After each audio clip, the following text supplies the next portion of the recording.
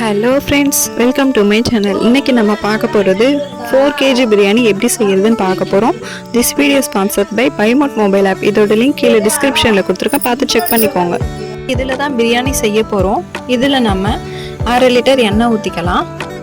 இதில் நம்ம தேவையான காரத்துக்கு ஏற்ப பச்சை மிளகாய் போட்டுக்கலாம்.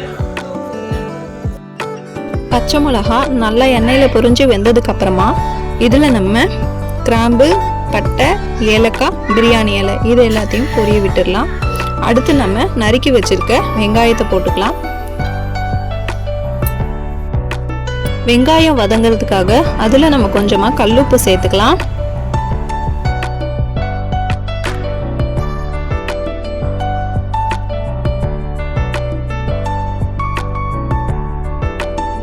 பாருங்க, வெங்காயம் கொஞ்சம் நல்லா வதங்கிருச்சு.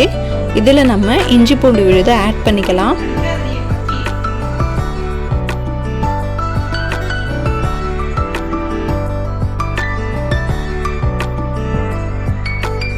இஞ்சி பூண்டு பச்சை வாசம் போகிற வரையும் நல்லா வதக்கிட்டு, பச்சை வாசம் போனதுக்கப்புறமா நம்ம தக்காளி சேர்த்துக்கலாம். தக்காளி சேர்த்து இது குழைய நல்லா நம்ம கிண்டி விடணும். தக்காளி நல்லா வெந்ததுக்கப்புறமா நம்ம உருளைக்கிழங்கு ஆட் பண்ணிக்கலாம். இது ஆப்ஷனல் தான், உங்களுக்கு வேணும்னா நீங்கள் ஆட் பண்ணிக்கலாம், இல்லைன்னா ஸ்கிப் பண்ணிக்கலாம். அதுக்கப்புறம் புதினா கொத்தமல்லி இதில் ஆட் பண்ணிக்கலாம். 1/2 லிட்டர் தயிர் போட்டு நல்லா வதக்கிக்கலாம். அடுத்து நம்ம பிரியாணிக்கு தேவையான மசாலாலாம் நம்ம சேர்த்துக்கலாம். மசாலா கொஞ்சம் வெந்து எண்ணெய் பிரிஞ்சு வந்ததுக்கப்புறமா நம்ம கழுவி வச்சுருக்க சிக்கனை ஆட் பண்ணிக்கலாம்.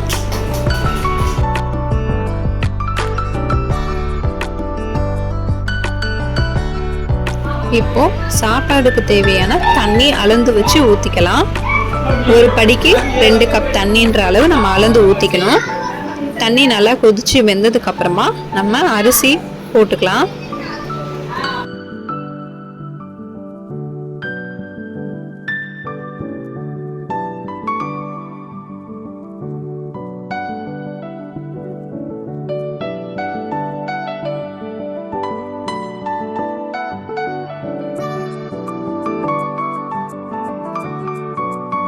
இப்போ இந்த ஸ்டேஜில் சாப்பாடு நல்லா வெந்திருக்குது.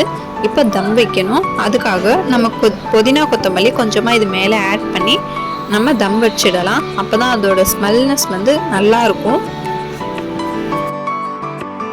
இப்போ சாப்பாடு நல்லா வெந்து பிரியாணி ரெடி ஆயிடுச்சு.